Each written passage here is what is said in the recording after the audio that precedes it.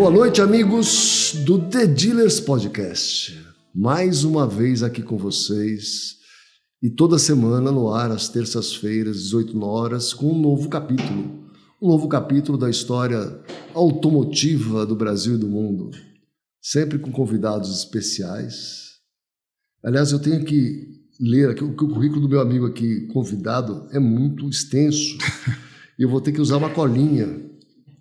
Enquanto isso, você clica nesse vídeo aí, por favor, dá um joinha, compartilha no grupo de amigos, assina o canal, ajuda a gente com a sua audiência, que ela é muito importante, para eu conseguir trazer sempre convidados tão especiais quanto esse aqui, que é um profissional graduado em estatística, com mestrado, fez extensão internacional da Cranfield School of Management na Inglaterra. E ele tem 24 anos de experiência no setor financeiro e ele vai dizer quantos dedicados exclusivamente ao setor automotivo. Ele é especialista em gestão de negócios, tem formação em gestão de times de alta performance e é uma pessoa, além de tudo, agradabilíssima, muito simpática, com muita história para contar. Rodney Bernardino, seja bem-vindo. Muito obrigado, Caporal. É um prazer ter você aqui com a gente. Prazer é meu, obrigado pelo convite. Prazer estar conversando com você, com uma pessoa que eu admiro tanto nesse mercado.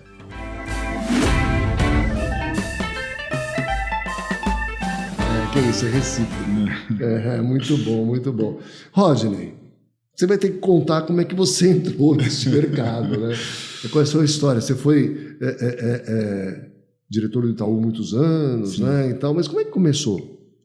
Bom, acho que é bom voltar um pouquinho na história, até pela minha formação, porque ela é o começo de uma história que eu acho que foi de muito prazer profissional. Então, minha formação é estatística, me formei em estatística na Unicamp, depois eu trabalhei na Pirelli Pneus, né? Eu comecei na indústria automotiva. Você estudou em Campinas e foi trabalhar em Santo André?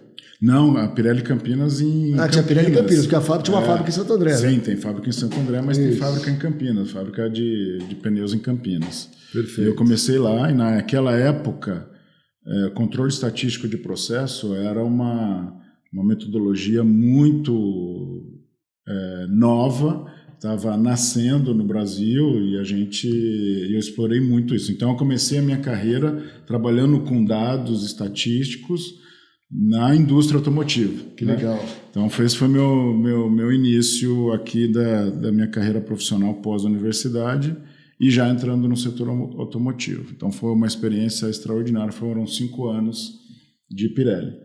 Depois eu fui empreender. Eu fui trabalhar com consultoria estatística e melhorias de processos em indústria durante mais 5 anos. Aí eu estava fazendo meu mestrado em administração na GV, quando eu fui convidado para ir para o banco, né? Então a nossa empresa na época estava indo bem, mas não tão bem quanto a gente imaginava. E dificuldades de ser empreendedor nesse Brasil não é fácil. Você acabou de me contar a sua história e me contou um pouco como é que foi a primeira sua empresa também, e esse é a vida. E aí eu fui convidado para ir para o Unibanco, né? E eu comecei a minha carreira no Unibanco, trabalhando com estatística voltada a crédito, né? Crédito, cobrança, modelagem de dados. Foi aí que eu comecei minha carreira em 99, no banco. E aí eu fiquei durante 5 anos, né, nessa cadeira de crédito, cobrança e modelagem, sempre trabalhando com dados. Por isso que eu quis voltar à minha formação, porque a gente vai ver até o final dela, até hoje, como que eu continuo trabalhando com isso. E foi um aprendizado enorme, né? Eu fiquei os 5 primeiros anos cuidando de uma operação que na época era cartão de crédito. Depois foi quando o Unibanco comprou a Fininvest. Aí logo na sequência veio o Hipercard. A gente já era parceiro da Magazine Luiza e do Ponto Frio. Então toda essa gestão de crédito ao consumo que a gente falava, eu estava envolvido nessa área. Depois o banco passou por uma grande transformação, eu fui promovido a diretor de crédito lá em 2004 e eu fiquei mais 5 anos nessa cadeira, ou seja, 10 anos na cadeira de crédito. Que interessante. Então, isso. E aí foi que eu comecei a olhar outros produtos de crédito fora esse crédito ao consumo. Aí comecei a olhar um pouco de crédito automotivo, comecei a olhar cheque especial, empréstimo pessoal, outros produtos do banco, né, na época. E aí depois eu fui tocar algumas operações. Eu saí da área de crédito, eu queria muito, dada a minha formação, eu não queria terminar minha carreira na área de crédito, como um técnico da área de crédito. Eu queria muito tocar negócio. E aí eu fui tocar uma JV, que o Unibanco ainda tinha, em 2008, no Rio de Janeiro. Mudei para o Rio de Janeiro, fui tocar uma operação de financiamento com Ponto Frio. Era uma JV do Unibanco com Ponto Frio. E tinha Ponto Frio já era do Pão de Açúcar? Ainda não. Ah, tá. Ainda não era. Isso foi no meio de 2008 eu fui. Aí no final de 2008 teve a fusão, Itaú Unibanco. Eu estava no Rio. E em maio de 2009 teve a aquisição do Ponto Frio pelo Grupo Pão de Açúcar. Foi aí então que eu passei o bastão para uma outra pessoa que já tocava a operação, que era o Staub na época. Passei a operação para ele e eu fui tocar a parceria que o Itaú tinha com as Lojas Americanas. E foi assim. Aí depois de Lojas Americanas eu cuidei de Marisa, cuidei de algumas parcerias do banco com o varejista, já Itaú Unibanco na época. E depois eu voltei para o Grupo Pão de Açúcar. Voltei para o Grupo Pão de Açúcar e fiquei mais 1 ano e meio tocando a operação do Grupo Pão de Açúcar, inclusive do Ponto Frio lá dentro. Então voltei, fiquei... Mas e quando o automóvel entrou na sua vida? Aí o Staub, né, o Luiz Fernando Staub, que é um executivo que eu respeito muito no banco, já não está mais no banco, mas ele me convidou, porque ele era o presidente do conselho na época da FIC, né, que era a financeira do Itaú com o Grupo CBD, era um Grupo Pão de Açúcar. Depois, ele foi para a área de veículos, né, tocar a área de veículos como head da operação como um todo, e ele me chamou para ser o executivo comercial. Então eu fui ser diretor comercial da operação de financiamento de veículos, cuidando só do que a gente chamava lá de canal externo, que era lojas e concessionárias, não cuidava do canal rede de agências, por exemplo, de tudo o financiamento que era feito na rede de agências, e só da área comercial, não cuidava da área de produtos. Foi aí que você se tornou conhecido no mercado aí que eu de comecei. lojas e concessionárias. Foi aí que eu comecei, isso foi em 2013. Então, e aí o Staub ele ficou 1 ano e meio, quase 2, como head. E você ia a campo? E eu no campo, e aí eu fui conhecer o mercado. Então eu tinha pouquíssimo contato, conhecia quase nada desse mercado, a não ser um pouquinho do lado técnico de crédito que eu passei lá atrás. Mas o mundo loja, o mundo concessionária era totalmente novo para mim, em 2013. E 1 ano e meio, 2 depois, o Staub saiu, foi para uma outra área do banco e eu assumi como responsável por todo. Aí eu também assumi rede de agência, assumi área de produtos, e aí tinha um maior contato com tecnologia, com o próprio crédito que eu sempre tive. Porque essa é o que eu queria falar com relação da minha formação. Todos os negócios que eu fiz dentro do banco, meus 24, quase 25 anos dentro do banco... Na verdade, você trabalhou num único banco, né? Unibanco. 24 horas no banco. Itaú Unibanco. Exato.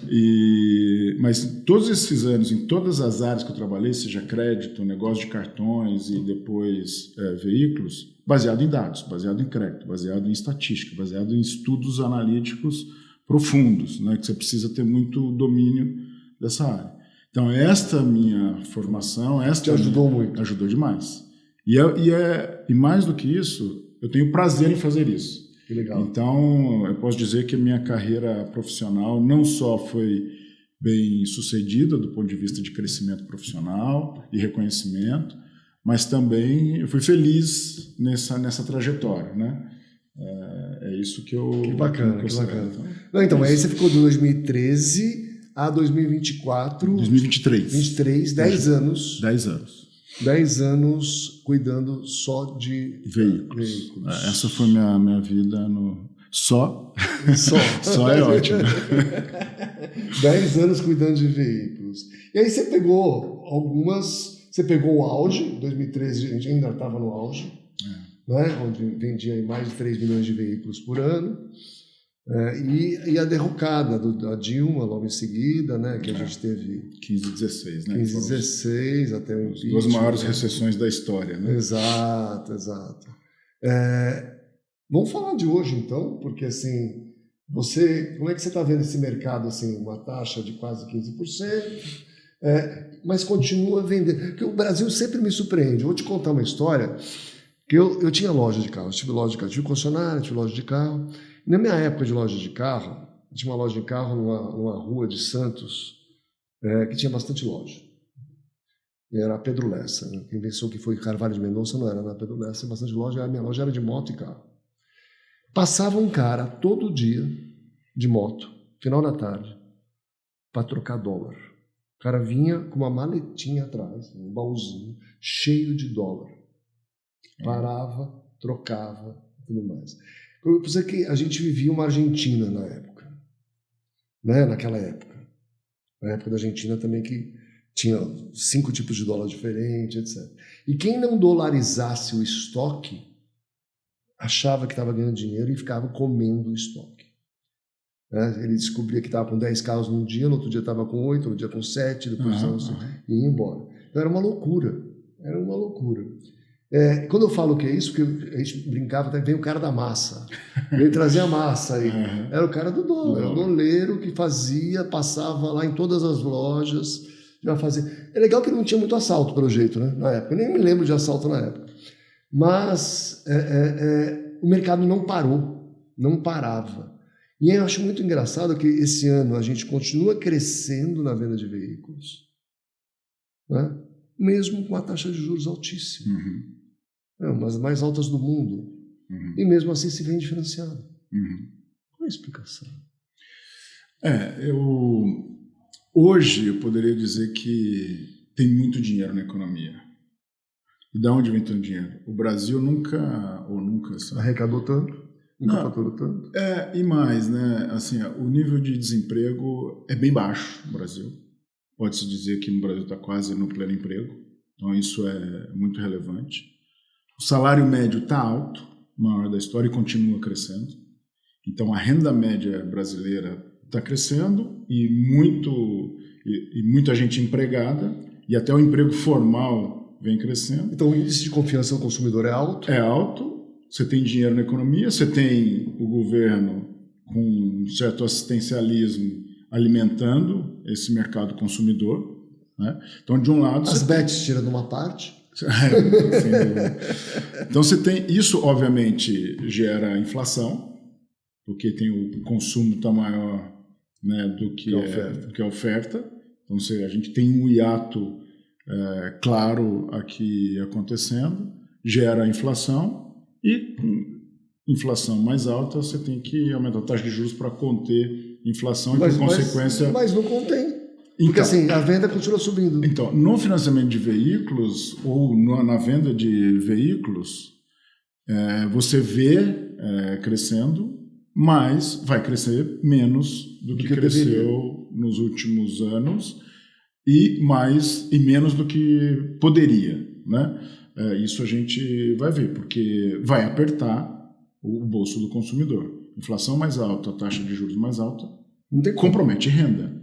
Por mais que a renda esteja crescendo, ela cresce mais, o comprometimento vai crescer mais do... A aprovação, porque assim, se eu estou comendo um pedaço o comprometimento aumentou, então como um pedaço maior da minha renda mensal, a tendência do crédito é encolher.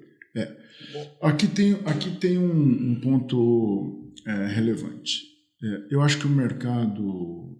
tenho convicção disso, que o sistema financeiro para crédito automotivo no Brasil se desenvolveu demais. Muito. E neste período que você acabou de falar. Começou lá em 2011, 2012, quando foi o pico da inadimplência. Aí todos os bancos assustaram, começaram a recolher, começaram a encolher. Foi aí que começou... Na época que passava a RG e CPF estava aprovado. Exato. Então, aquilo acabou. altas comissões, muitos problemas. R23. Cara, aquilo foi um aprendizado enorme no setor financeiro, dedicado aqui a automóveis, e que todos os bancos aprenderam. Então, de lá para cá, óbvio que tivemos muita dor, né? Tivemos muita crise de inadimplência, depois tivemos a crise do leasing, você vai lembrar do leasing, porque o cliente não pagava o residual. Não, ele não pagava o financiamento, né, o leasing, a mensalidade, e também não pagava IPVA, né, não pagava. Então você tinha despesas de crédito e depois despesas tributárias. O carro estava em nome do banco. Né? Então, isso era da empresa de leasing, né, que era do banco, no caso. Então, você teve problema de ações cíveis. Então, foram 3 grandes despesas: inadimplência, tributárias e de ações cíveis, que os bancos, de uma forma, tiveram que todos se reposicionar. Não só do ponto de vista de crédito, mas do ponto de vista do que cobrar do cliente, que tipo de tarifa e como explicar isso para o cliente. Leasing morreu, basicamente, morreu. Aquele problema não vai acabar. Hoje eu vejo a substituição do leasing, cortando um pouco o raciocínio, você vai continuar, como os veículos de assinatura. Né? Os veículos de assinatura hoje vieram para preencher essa lacuna do leasing que existe. Mas para o mercado, eu acredito, para um mercado mais específico, um mercado mais nichado e tal. Essa é uma aposta que eu até fiz no banco, achava que ia crescer muito mais do que cresceu. Quis investir bastante nisso, porque é um produto de crédito. Querendo ou não, é um produto de crédito. A gente tem isso, estava explicando, a gente fez assinatura para subprime. Né? E você tem que fazer análise de crédito para fazer isso. Muita, né? Pois é, exatamente. Ainda mais para o público que você está atingindo. Então, é um produto de crédito. Acredito que vai crescer no Brasil ainda. Eu achei só que ia crescer mais rápido do que cresceu. Mas tem um mercado aí potencial, eu acredito. Mas voltando, então, os bancos aprenderam muito nesse processo. Então, passamos pela pandemia, né, que foi também um processo bastante crítico. A inadimplência aumentou, mas logo voltou. O mercado despencou e rapidamente voltou. Outra vez. Aí quando veio vamos chamar esse momento de crise que a gente está agora, com alta inflação de novo, taxa de juros, os bancos já estavam vendo esse movimento muito antes. Eu converso com todos, com o mercado como um todo, até hoje, e eles já estavam olhando isso. Então, os bancos hoje têm ferramentas para olhar o que vai acontecer mais para frente com muita antecedência. Então, por isso que a gente vê ainda hoje as taxas de aprovação não tão deterioradas, porque você fala, poxa, taxa de juros elevada, inflação elevada, comprometimento de renda, era para estar sentindo mais nas taxas de aprovação. Está sentindo, está menor? Está um pouco menor. Mas diferente do passado, que teve aquela fechada que parecia que você deu um cavalo de pau no transatlântico. E foi.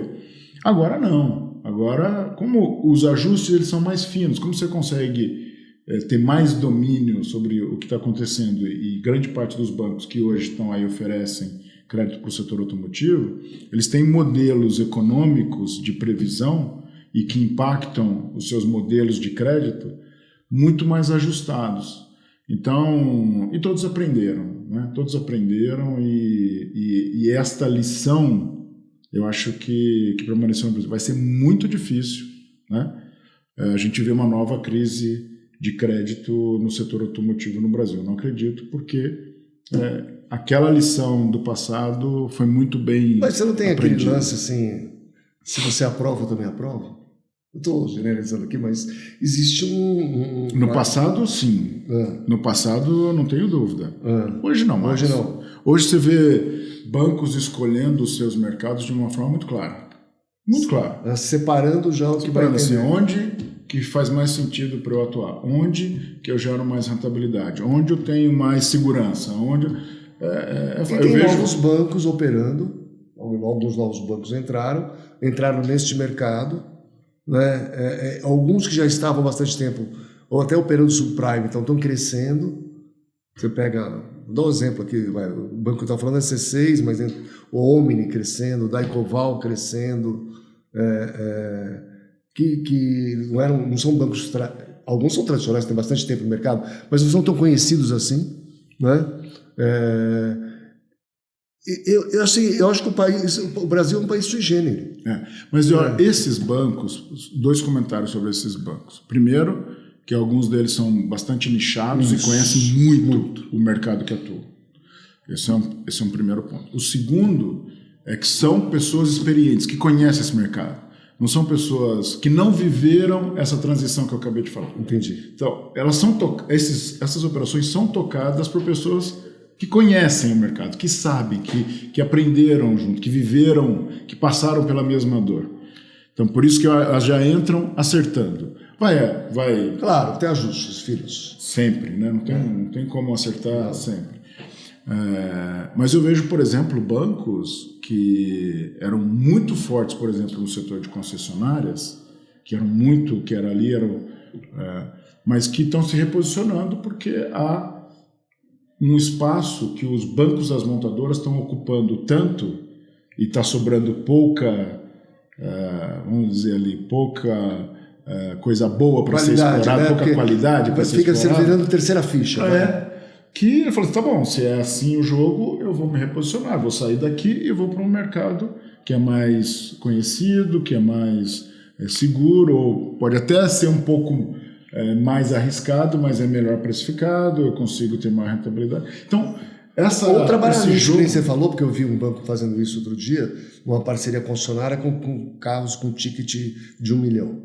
Então, assim, pegando um público bem específico, né, que tinha já tem uma carteira de investimentos boa, etc., fazendo taxa subsidiada para comprar esses carros de ticket alto naquele tipo, e deu certo, funciona. Eu costumo dizer que há mercado. O risco aí é baixo, né? Há mercado para tudo, desde que você tenha muita responsabilidade no crédito, tenha conhecimento sobre o negócio, tenha gente que de fato conheça onde estão as peculiaridades desse mercado, seja do ponto de vista de crédito, seja do ponto de vista de prevenção à fraude e seja do ponto de vista de rentabilidade, de precificação. Né? Você acha que, por exemplo, hoje nas notícias aí tem a fraude do INSS, fraude. Eu vou contar o caso da minha sogra aqui para depois chegar no assunto que eu quero. Minha sogra nunca se aposentou. 80 anos de idade, nunca se aposentou. E ela foi fazer o meu sogro foi colocar ela numa conta conjunta lá no Itaú, alguma coisa assim. Estava com restrição no Itaú. Mas eu nunca tive conta no Itaú. Nunca tive nada. Aí foi ver que tinha um crédito consignado na aposentadoria dela, que ela nunca se aposentou. Nossa. No Itaú e tudo mais. Então, fizeram uma fraude. Aposentaram ela forçosamente, deram um jeito de aposentar. Depois abriram a conta e fizeram um crédito consignado. Você vê, eu quero chegar nesse assunto que eu acho bem interessante, porque o roubo de identidade está cada vez maior. Aí eu fui buscar um produto que nos Estados Unidos é muito comum, que chama ID Theft Protection, né? Roubo de identidade, seguro para isso e tal. Não tem no Brasil. E hoje aqui, cada vez mais, a gente já viu os velhinhos do INSS, né? Essa fraude toda aqui, e ninguém se posicionou isso. E, coincidentemente, esse produto é muito vendido nas concessionárias americanas. Porque encaixa ali na hora de vender o crédito, né, de fazer o financiamento, coloca ali mais $5 por mês e fala assim, tua identidade fica protegida aqui, eu vou fazer isso para você, etc, etc. O que você acha que vai acontecer com esse mercado? Porque no Brasil tem uma coisa maluca. Né? Eu acho que não tem agora país do mundo que supera a gente nesse roubo de identidade, de fraude, e não tem produto. Olha que interessante. É uma discussão difícil aqui no Brasil. Um produto como esse aqui no Brasil, eu tenho muita dificuldade de acreditar que vai ter segurança jurídica. Porque hoje quem acaba arcando com as consequências de um roubo de identidade é a instituição financeira. Exato. A hora que ela aprova, por exemplo, né, no caso, que não foi ela que fez aquela execução, que não foi ela. Cara, por que ela pagaria um produto se ela tem a garantia de que quem vai assumir a responsabilidade é a instituição financeira? É a instituição financeira. Então, e se a instituição não fizer, vai ter uma ação contra o banco e provavelmente vai perder. Então, não faz sentido isso para uma instituição financeira. Então, eu acredito... Mas o roubo de identidade ele pode acontecer de outras formas também, né? Por exemplo, comprando numa plataforma qualquer, né? Mesmo usando dinheiro ou não, mas usando o teu nome. Sim. Entendeu? Mas vai aparecer em algum lugar. Vai aparecer numa instituição financeira de alguma forma. E vai... acionar a instituição financeira. E aí, assim, é obrigação da instituição financeira garantir que quem está tomando o crédito. Por isso que tem testes, validações, foto, biometria facial. Cara, e assim, essa tecnologia tem ajudado muito e tem... trabalhei no banco, eu sei que todas as instituições têm áreas de prevenção à fraude muito modernas, com profissionais altamente capacitados. Mas acontece. Então, e vai sempre acontecer. É estatístico. Tá, então me diga. Você nunca vai acabar, porque a indústria do mal tá na frente. Ela é tão competente quanto. Porque ela também tem pessoas altamente capacitadas, com grau de conhecimento em tecnologia, em finanças, em estatística, em o que for, sabem que... Então, é um jogo que nunca acaba. Mas a garantia que essas áreas de prevenção têm é que sempre seja minimizado e cada vez que o cliente for identificado como vítima, que ele seja rapidamente tratado e o banco já se prepara para esse tipo de perda. Né? A gente chama de perda por risco operacional. Claro. Isso é um risco operacional. E todos os bancos reportam isso, divulgam isso, fazem... Tem um processo educacional acontecendo o tempo todo. Direto, então, não, esse tipo de ligação, esse tipo de link, SMS que você recebe, amigos, não atenda. Mas o povo continua caindo. Exato. É impressionante. É impressionante. Então, isso aí atrapalha o crédito, né? Porque assim, a pessoa naquele momento tá sem crédito, nem sabe às vezes, foi descobrir não sei quanto tempo depois. Porque essas coisas se misturam, o risco operacional de fraude acaba se misturando com o risco da inadimplência. Enquanto você não descobrir que lá dentro da inadimplência tem fraude, você acha que é o problema da inadimplência. Então você vai segurar no crédito, vai mexer na taxa de juros, vai mexer nos critérios de crédito. Só que cada vez mais os bancos estão conseguindo, via tecnologias diferentes, estudos, análises, separar o que é fraude do que é inadimplência. Mas no Brasil isso se confunde um pouco. Vou dizer para você. Você visitou muita loja de carro, por exemplo, e tudo mais, né? A loja de carro, muitas vezes, maquia ficha. Sim. Loja quanto concessionária. Não estou aqui para defender categoria nenhuma. Né? Mas existe maquiagem de ficha. Existe nós temos um problema que os bancos ainda se baseiam na FIP para aprovar crédito e a FIP não é regional, então tem uma diferença de preço muito grande dos carros do norte para o sul do Brasil, e aí se consegue fazer 120%, 130% do valor do carro muitas vezes, né? E tudo mais. Você no campo, assim, como é que você vê isso, que você teve 10 anos aí visitando? Como é que combate isso? Como é que moraliza esse mercado de alguma forma? Eu acho que já melhorou demais, mas demais. E eu acompanhei isso nesses 10 anos que eu tive dentro do banco, por avanço da tecnologia, por avanço das análises. Eu lembro como se fosse hoje, eram 120 campos lá em 2013 que um cliente que fosse fazer financiamento tinha que preencher, né? Para fazer uma proposta de financiamento. Eram 120 campos. Depois, isso foi reduzindo para metade, que já era muito, 60 campos. Depois, foi para 15, depois foi para 10. Hoje, você coloca o CPF, já sai. O sistema vai buscar informações dentro do banco, porque tem muitos clientes, ou nas instituições fora, e são coisas muito rápidas E ele só valida a informação que você está colocando lá. Se tem uma diferença entre o que você está preenchendo com menos campos, sei lá, você vai preencher 2, 3 campos. Para fazer uma proposta, basta o CPF. Tá. Basta o CPF. E talvez alguém vai alguém pedir os dados do mais. carro, ou a placa do carro, ou com CPF e placa do carro. Acabou a história. Acabou, você não precisa de mais nada. Então, é muito rápido e muito mais eficaz, muito mais seguro. Então, os bancos hoje estão preparados para fazer isso. Aí depois que foi aprovado, vai fazer lá com o banco mesmo, você vai preencher lá o seu endereço, vai bater, vai checar de novo. Antes de fazer o pagamento para a loja, vai ter uma checagem final, tanto para checar se o carro existe mesmo e está validado, quanto se o CPF... Então, vou te dizer que a gente foi uma exceção, então. Porque assim, vou te dar um caso. Tá. A Autovaliar resolveu financiar algumas lojas. Então a gente pagava o carro, colocava o carro no nosso nome e dividia o lucro metade. Mais ou menos isso. Tá. A gente compra o carro. Como qualquer investidor em lojas de carro faz. Tá. Muitos lojistas começaram a vender os carros, financiavam o carro e não pagavam a gente. E o carro era aprovado pelo banco, então alguém do banco devia estar lá. Chegava na mão do consumidor final, o consumidor começava a rodar com o carro no nosso nome, financiado, e tudo bem. Como é que se explica isso? Isso é fraude que o lojista está... Mas tem que estar acertado com o banco, acertado com a pessoa do banco, alguma coisa assim, ou não? Pode ter. Isso acontece. Pode ter. Mas então, não foram mais de um caso. Isso foi recente? 2 anos. É recente. Eu espero que isso seja muita exceção. Porque muito...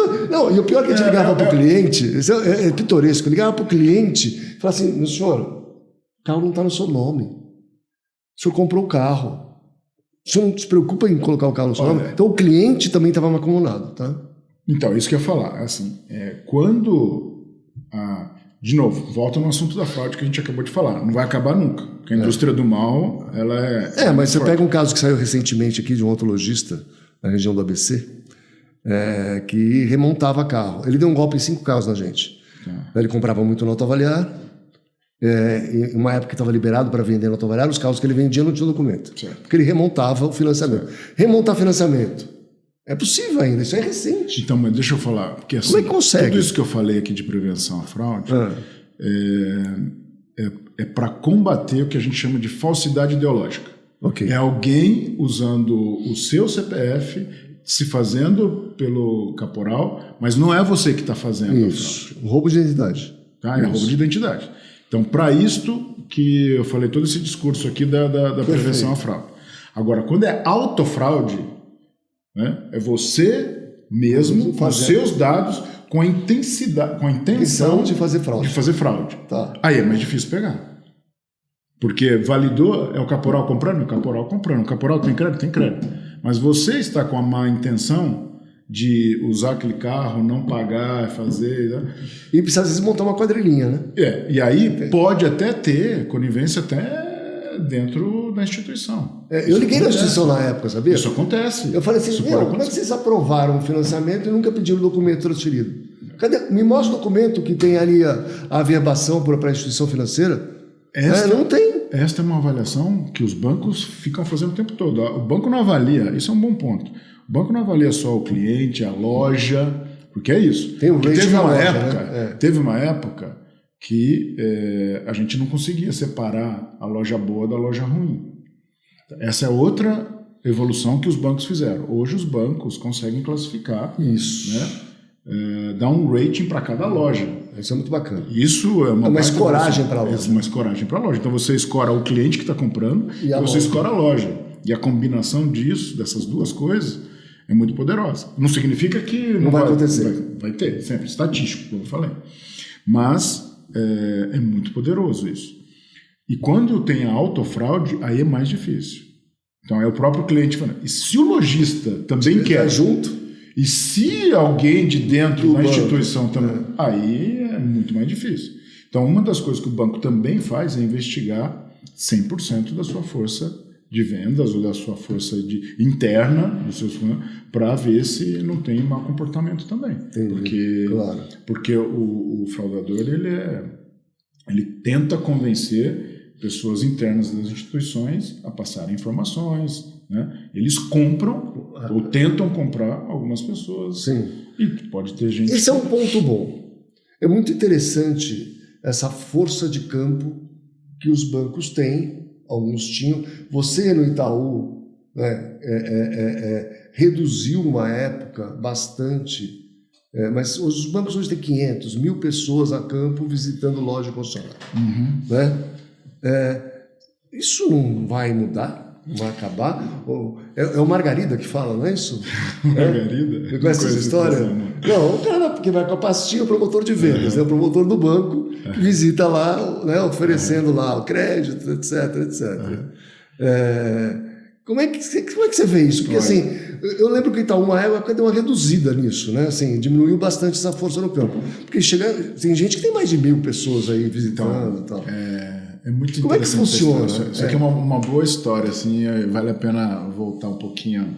Porque logo que eu cheguei na operação, eu queria entender. A primeira coisa que eu fui para a rua entender como é que funcionava. E eu entendi qual era o papel do lojista e qual era o papel do operador do banco. Né? E o operador do banco, ele preenchia dados, ficava lá. Os 120 campos que eu falava... muitas vezes o lojista não tinha saco para fazer. Ou o operador fazia isso para ele, ou não saía negócio. Então a gente tinha mais de 1.000 na época, operadores preenchendo proposta, né? E aí checava lá tudo certo, pegava os documentos para fazer o pagamento, fazia a proposta e fazia quase que a operação de pagamento, né? E às vezes tinha até autorização para deixar o dinheiro sair, né? Exato. Então, pode pagar. Pode pagar. Exatamente, pode pagar. Então, era assim o começo, 2013. E aí eu falei, tá bom, esse é um modelo de operação. Eu assustei um pouco quando eu vi, mas entendi. Todos os bancos faziam igual, porque eu não fui ver só o que na época o Itaú fazia, mas o que todos os outros bancos faziam. E era tudo muito parecido. Muito parecido. Né? Uma diferença aqui, outra ali, mas era muito parecido. Aí eu falei, tá bom. Eu quero entender quem é o melhor mercado do mundo. Isso eu sempre tive comigo. O que eu estiver fazendo, eu quero saber quem que é o melhor do mundo que está fazendo. Eu quero entender o que o melhor do mundo está fazendo para ver se tem alguma coisa diferente do que a gente está fazendo. Aí você foi para os Estados Unidos. E eu fui. A gente foi junto. Foi junto. E você me ensinou muita coisa sobre isso e eu fui lá ver. Quando eu fui lá ver, eu conheci os sistemas de FNAI. Não tinha operador. Não tinha. E aí eu conversava com um concessionário ou com uma loja. O cara digitava uma vez alguns poucos campos e ia para 4, 5, 10 bancos. E ele que escolhia o que ele comprava, o que ele vendia, né? Era um leilão eletrônico. E aí quando voltavam as respostas, chegava para ele e ele escolhia. E aí eu perguntava para ele, mas qual é o seu critério? É rentabilidade, mas também preciso ter relacionamento. Então eu divido aqui a minha operação. Então era muito simples. Eu falei, mas... E o banco? Quando que o banco vem aqui? O banco vem aqui uma vez por semana, uma vez a cada 15 dias. Ele vem saber aqui se eu estou bem, se eu estou fazendo, se eu estou indo bem, se eu estou com alguma dificuldade. Mas se você tiver uma proposta que você gostaria de renegociar um preço assim, que você acha que vale a pena, o que você faz? Eu pego o telefone e ligo para a mesa, para uma mesa centralizada lá que tem preço, crédito, ou eu mando um e-mail na época. Eu falei, cara, isso é o que o melhor mercado do mundo está fazendo. Então, eu voltei para o Brasil com essa ideia. Falei assim, por que a gente precisa continuar trabalhando nesse modelo que você digita um monte de coisa, sendo que há um jeito melhor de fazer. E foi aí que a gente começou a estudar. Foi baseado nessas viagens. E aí eu ficava indo todo ano, né? Para entender como é que estava indo e comparar. Agora a gente deu um passozinho aqui, um passozinho ali. Foi assim que a gente começou a falar, precisamos reduzir campos de proposta, preciso facilitar para o lojista. Senão vou ter que ter um cara lá na ponta. Exatamente, então eu preciso facilitar. Eu preciso criar um mecanismo de melhorar a experiência do cara. Né? Aí começou a aparecer a possibilidade de fazer no app, né? de começar a digitar a proposta no app. Diminui campos, facilita a jornada, vai tirando essa atividade do operador, e vai transferindo para hoje. Só que tem que ser fácil para ele, tem que ser simples, tem que ser rápido, tem que ter boa precificação. E aí eu comecei a pensar, poxa, a gente tem que incentivar os sistemas de F&I. E lá nos Estados Unidos, quem paga a despesa de uma proposta que veio de um sistema F&I é o banco. E aqui no Brasil tinha algumas poucas empresas fazendo isso, só que quem pagava o sistema de F&I era o concessionário. Então, tinha muitas diferenças de modelo e a gente foi tentando adaptar. Tentamos fazer parcerias, né? Fizemos parcerias com, você conhece, né? Na época com a Vonale lá. A gente fez para que a gente pudesse incentivar isso nos dealers, para que os dealers pudessem ter uma ferramenta que pudesse, mas tinha resistência dos próprios bancos aqui. Porque os bancos não queriam participar de um leilão eletrônico. Claro. Senão ia ser... Queria que o negócio cativo. Então, aí o que a gente falou, então vamos criar um sistema de F&I em que o dealer, ele escolhe um banco. Se o banco não responder em X minutos, ele vai para o segundo, vai para o terceiro, mas quem escolhe é o dealer. Mas não tem leilão. Então... Porque vocês se reúnem até hoje, os heads de operação automotiva, para conversar dos vários bancos. Né? Era assim, na Febraban, basicamente, ou na CREF, onde esse tipo de debate acaba acontecendo. Perfeito. Porque eram comissões de ver, porque a gente queria falar o que a gente pode melhorar, né, para o sistema automotivo como um todo. Né? A gente não discutia nada de um banco particular para o outro, mas do sistema como um todo. E seja do ponto de vista de prevenção à fraude, de como conter inadimplência, de como melhorar a infraestrutura, debatia sobre essas possibilidades de melhorar a vida do lojista e que se comparava com o mercado lá fora, onde a gente debateu muito sobre, a gente pode falar aqui daqui a pouco, sobre o marco regulatório de retomada do bem. Isso melhorou muito. Nasceu muito desse debate, foi que a gente aprendeu lá fora também. Sim. Aprendeu lá fora também. Então a gente ia sempre tentando trazer para dentro do banco e depois para o sistema como um todo, né, convencendo os outros players. E não só a gente fazia isso, os outros players fazem a mesma coisa. Né? Todo mundo vai para fora para entender, todo mundo quer entender. Então a gente foi aprendendo isso ao longo do tempo. Então, por isso que eu falei que dos 120 campos hoje chega em um campo. Mas ainda tem bancos com 1.000 pessoas na rua.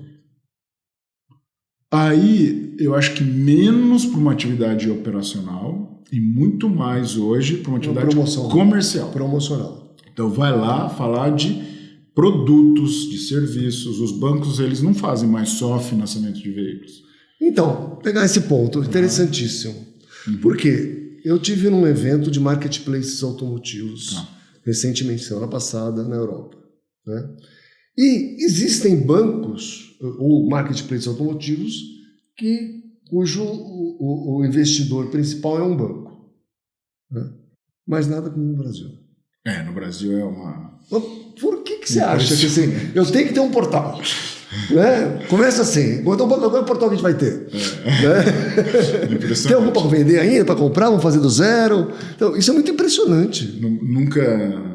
Em nenhum lugar do mundo... Estamos em 49 países comigo ali. É impressionante. Não tem isso. Aqui os marketplaces são dos bancos. Tem alguns casos. Eu posso dizer o caso do Credibon em Portugal, montou o Pisca-Pisca. Né? E eu brincava com o cara que criou esse Pisca-Pisca, porque lá tem o stand virtual, né? E o Pisca-Pisca. E eu falei assim, mas um país de 10 milhões de habitantes, é pequeno, com 2 marketplaces automotivos. Eu falei, Cabral, seguinte, o banco investiu para melhorar a penetração de crédito. Conseguiu. Tá bom. Não estamos reclamando de nada. Não conseguimos o que a gente queria. E pronto.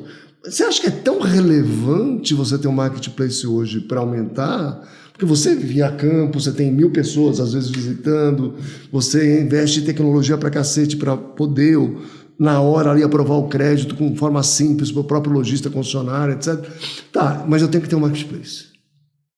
Eu acho que essa é uma história muito interessante. Quando eu cheguei, isso já acontecia no Brasil. Então, Já tinha Web Motors e Icarus. Já tinha Web Motors e o Icarus já existia. Quando eu cheguei, o Icarus já tinha... Ele nasceu acho que em 2007, 2008, então já tinha 5 anos de vida. E o Web Motors já tinha 10 anos a mais do que o... Então, eu tenho um estudo, até vou te mandar depois, que mostra assim, primeiro lugar, segundo e terceiro no mundo. Tá? Normalmente, o primeiro é o dobro do segundo e 10 vezes mais que o terceiro. E a gente vai falar de verticalizado e horizontalizado. Né? Vamos pegar aqui o exemplo, Web Motors LX, né? etc. Então, mesmo sabendo, e essa informação não é minha, a informação é disponível, todo mundo tem, sabendo que eu não vou conseguir ser o primeiro nunca, talvez nunca o segundo, eu ainda vou nessa toada.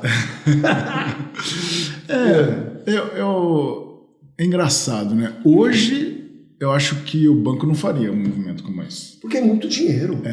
Hoje não faria. É muito investimento, concorda? Mas na época era muito novo e era uma aposta que fazia sentido fazer, né? Porque era um mecanismo de aquisição de clientes, era um jeito de você entender o que estava acontecendo de oferta e demanda no mercado, quem estava buscando o quê, onde...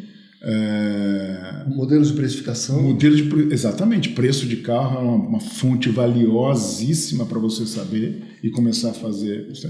Então tinha muita coisa para aprender e o banco fez o investimento. E aí quando fez, até se surpreendeu com os resultados positivos, porque o Icarus, acho que se ficou 1 ou 2 anos no prejuízo, foi muito. O restante foi... muito rentável a operação, independente do financiamento. Independente do financiamento. Mas existe uma reciprocidadezinha. Obviamente, depois isso começou a ser até mais forte. Se dou o financiamento, você tem que anunciar aqui. Aí começou a ficar até mais forte, mas ficou por um bom tempo, né, como autossustentável, com um business apartado. Depois é que a gente começou a entender como tinha mais sinergia do que a gente previamente tinha imaginado. Mas dito isso, eu acho que assim, esta tendência ela diminuiu. Hoje acho muito difícil um banco fazer um novo movimento agora. Teve até um contrário, né? Vamos pensar. Exatamente. O Santander saindo da Web Motors, né? Porque o que tinha de extrair de valor já tinha conseguido. Já aconteceu. Então essa é a minha visão. Mas que foi muito relevante para o banco e para o marketplace, foi. Então, mas ainda foi um ganha-ganha enorme. Continua sendo um ganha-ganha. Se for pensar, o Safra fez um movimento, não no marketplace automotivo, mas nessa direção. Qual o movimento você está falando? Comprou uma empresa de tecnologia do setor automotivo, de gestão de loja, sistema de gestão de loja. Mas que é um modelo diferente. Não é marketplace. Não é marketplace. Não. Então eu acho que o momento é esse. O momento é de fazer alguma coisa que faça sentido para a estratégia da instituição, que hoje eu acho muito difícil ser marketplace. E a tendência é dos bancos saírem fora dos marketplaces? Eu não sei se sair fora, mas menos dependência. Menos dependência dos dois lados, né? Tanto o marketplace depender menos do banco, quanto o banco depender menos do marketplace. Tem outros bancos que fizeram várias tentativas e não conseguiram sucesso. Que é muito difícil. Se eu pegar desses 49 países que estavam lá, sempre vai ter no máximo 1 ou 2. Porque você tem que ter muito foco. Né? O CAC é muito alto. É alto e o foco é relevante, é muito importante. Tem que ser gestão separada. Não adianta você falar assim, vou fazer um puxadinho aqui da área de financiamento. Não funciona. Tem que ser especializado. A gente até tinha, na época, a intenção de estar separado. Está fora do banco. É uma instituição que caminha de forma independente, né, autônoma, e vai ter dor, como vai ter alegria independente.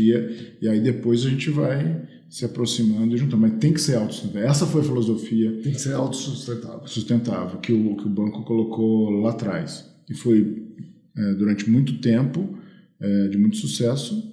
Só que aí depois a gente viu que tinha oportunidades conjuntas que não estavam sendo exploradas. Foi aí que a gente começou a explorar mais em conjunto.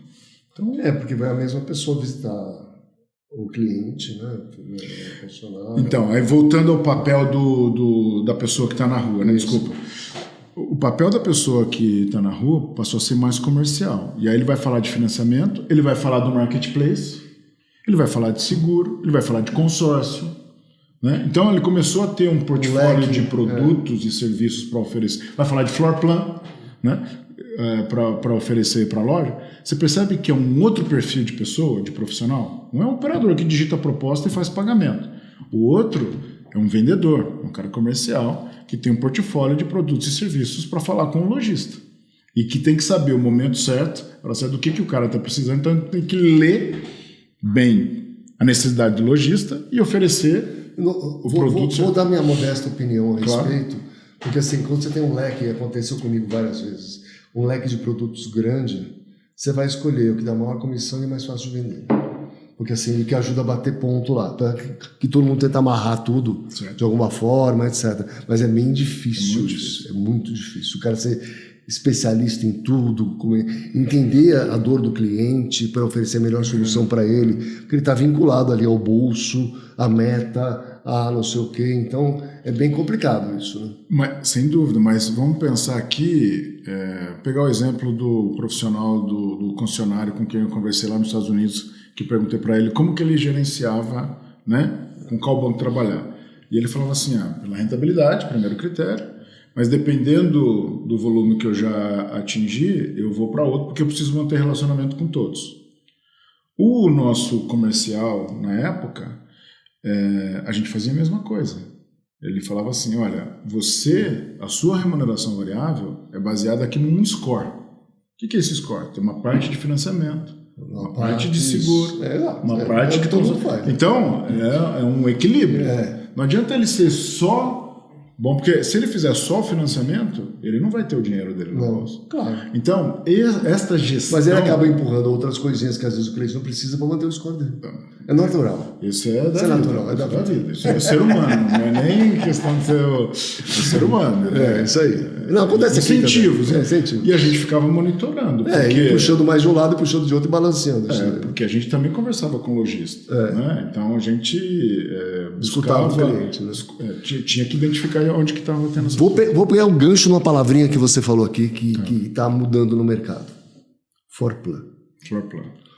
Hoje a gente vê, além das instituições financeiras, concessionárias, não só Forplan, financiamento direto, vamos pegar assim, concessionárias, lojas podendo fazer, outros tipos de instituições entrando. A própria concessionária, que na teoria vai a dona do cliente, né? Ela vende um produto do banco para o cliente dele, né? Ela mesmo já separando ali o joio do trigo, né? Pegando o filé ali, falando, não, isso aqui eu faço. Hoje já tem plataforma, securitizadora, etc. Como é que você vê essa tendência do autofinanciamento? Crescente. Vai crescer. Está engatinhando no Brasil.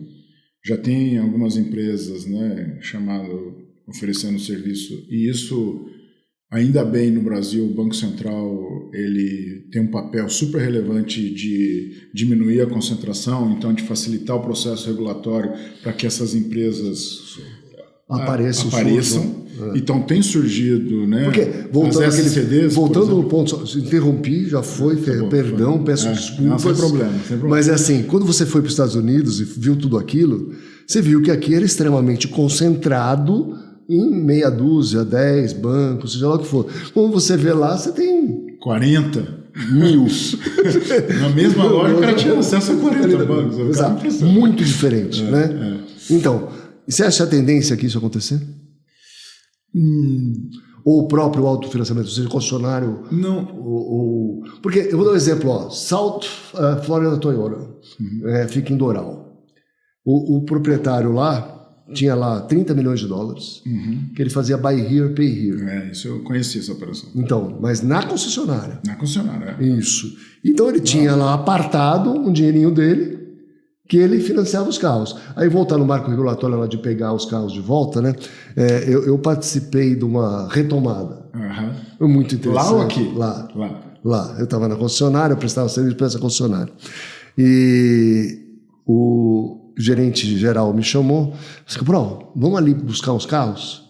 Estou precisando de gente. Eu falei: tá bom, vou. Estou aqui, não sei fazer nada. Tinha uma van, todo mundo pegou uma... Primeiro chegou o carro do xerife. Tinha um carro do xerife lá na concessionária. Aí todo mundo pegou uma arma.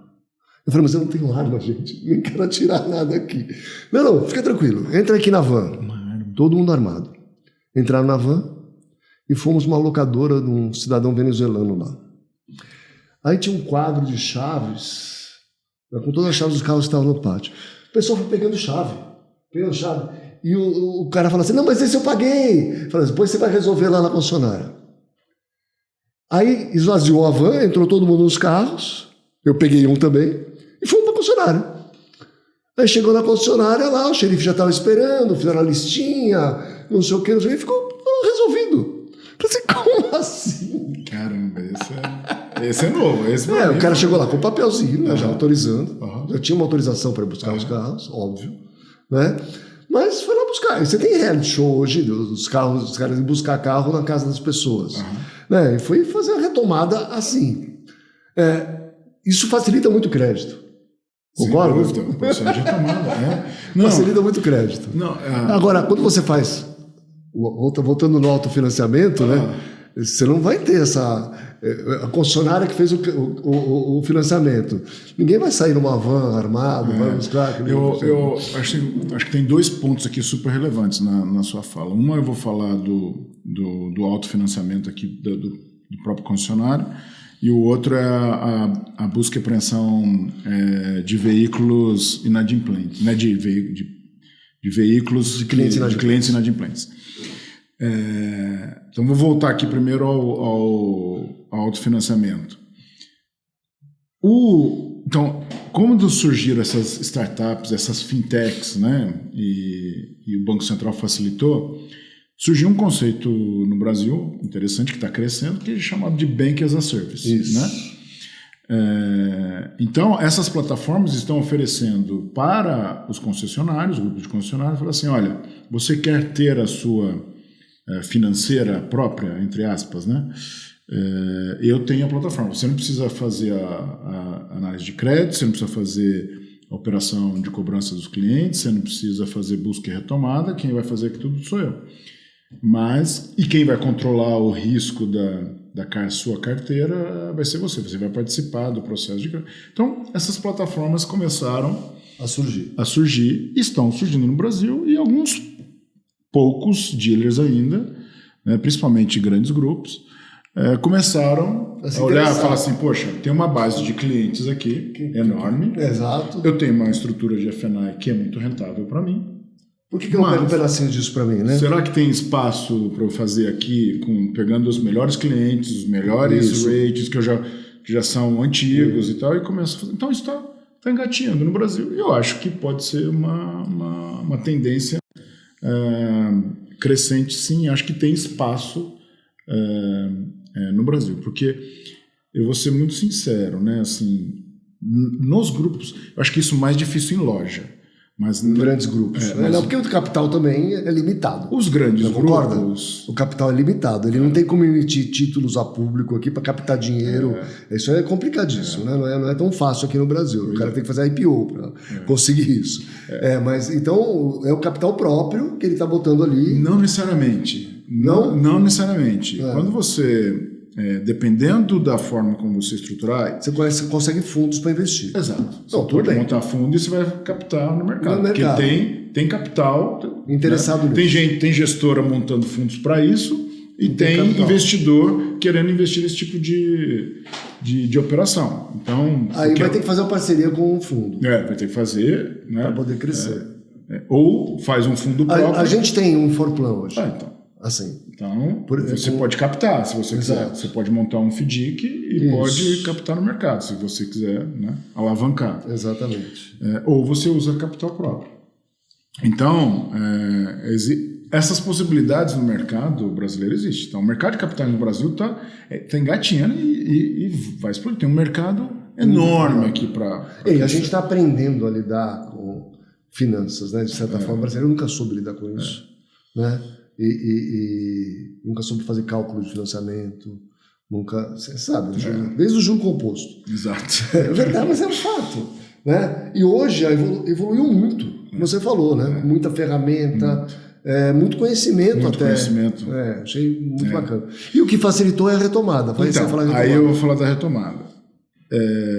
Eu lembro como se fosse hoje, uma vez que a gente foi na NADA, eu fui com o pessoal da FenaBrave, e lá teve um debate, né, sobre crédito e cobrança entre o pessoal da NADA e o pessoal da FenaBrave. E eu estava junto com o pessoal da FenaBrave. E lá se falaram os números de retomada, né? De cada 10 ou cada 100 carros que se retoma nos Estados Unidos, quanto que eles retomam? 90%, 95% que ele consegue retomar. E aí a gente entendeu como que era o processo de retomada, né? Você não precisa de um oficial de justiça, você não precisa de colocar, né, de fazer uma notificação judicial para o cliente. Você não precisa que o cliente esteja em casa para receber e falar assim, olha, eu vim aqui retomar seu carro, você não pagou, eu vim aqui retomar seu carro. Tem que ter um oficial de justiça, né, no Brasil até hoje, e o cliente tem que estar lá, né? Então, assim, e lá nos Estados Unidos não tem nada disso. O cara não pagou, ele chama uma empresa terceirizada, a única restrição que ele tem é o carro não pode estar dentro da casa, porque ele não pode invadir a propriedade. Mas se o cara, ele fica lá esperando, fica um guincho esperando de plantão, o cliente saiu de casa, ele foi na farmácia, deixou o carro na farmácia, ele vai lá, quando ele entrou para comprar o remédio, voltou, o carro não está mais lá. E tá tudo certo, é assim que funciona, é lei, tá regulado isso. Então, e isso está no preço do financiamento. Eu vou contar um caso, só interromper. 90%. Vou interromper teu raciocínio mais uma vez, segura aí. Tá bom. No 90%. Tá. Vou contar um caso no Bahia Perrier, no Texas, que eu fui assistir. Eu entendi o modelo da operação dele. É uma loja, a loja de cabine blindada, para receber o dinheiro, o caixa era blindado. E o cara ia pagar lá $100 por semana, alguma coisa assim, a cada 2 semanas, cada 15 dias. Mas o que me impressionou foi a Ripple Rate, que eles chamam, né? Ou seja, a taxa de reposição. Era 42%. De cada 10 que ele fazia, 4,2 ele retomava. Ele fala assim, é o melhor negócio do mundo. Porque o cara perdia tudo que tinha dado. Ele botava o carro para vender outra vez e vendia outra vez. É isso aí. Era excepcional. Era isso aí. Volta aos 90%. E aí, quando você compara no Brasil, né? Óbvio que a inadimplência no Brasil é 4,5%. Mas desses caras que você fala assim, uma parte você vai renegociar, tudo bem. Agora, a outra parte você vai retomar. Né? Você tem que retomar. Sei lá, no Brasil hoje deve ser retomados por mês uns 10 mil carros por mês, né? Mais ou menos. É muito carro. 10 mil carros por mês, 120 mil carros. Cara, quem que vende 120 mil carros? A Autovalhar vende 25 mil por mês. Então, não, mas assim, olha o tamanho. Mas para carro inadimplente... É absurdo. Né? É muito grande. Muito grande. E imagina você... Tem uma burocracia danada para retomar. Sabe quanto que é esse índice de retomada no Brasil? Quanto? 20% a 25%. Ou seja, tem muitos casos que nem compensa aí, né? Não, e lá é 90%, aqui é 20%, 25%. E cada vez que você retoma um carro, óbvio que o cliente não pagou o IPVA, não pagou multa. Você tem custo ainda além. Você, para revender o carro, você tem que regularizar. Você tem que passar para o nome do banco e você tem que regularizar. Então, você tem que colocar na conta se vale a pena retomar.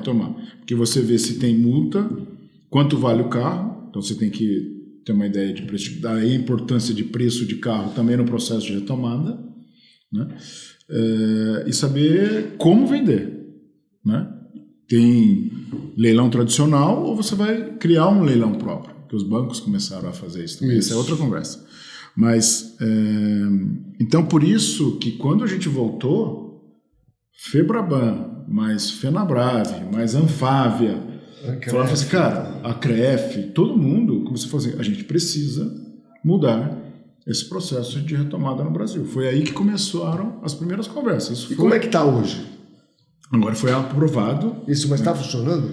Então, está engatinhando. A lei está aprovada. Só que aqui, obviamente, no Brasil, você coloca alguns jabutis, né? Então, você tem que criar um outro documento de fé pública de que aquele carro pode ser retomado. Então, você tem que registrar esse documento via cartório ou via uma registradora de contrato, né? Então, você pode escolher, tem essa flexibilidade. Nos Estados Unidos não tem nada disso. Não. Então você registra, tem um custo para fazer isso, então ficou um pouco mais caro do que lá fora, como deveria ser. E depois de registrado, aí você contrata uma empresa terceirizada, que aí não precisa mais do oficial de justiça, o que é muito positivo, e você contrata essa empresa e ela pode fazer a retomada como é feito nos Estados Unidos. Qualquer lugar você pode pegar o carro, acho que só não pode invadir a propriedade também. Mas... Nesse caso, aquela vez a gente invadiu, mas tudo bem.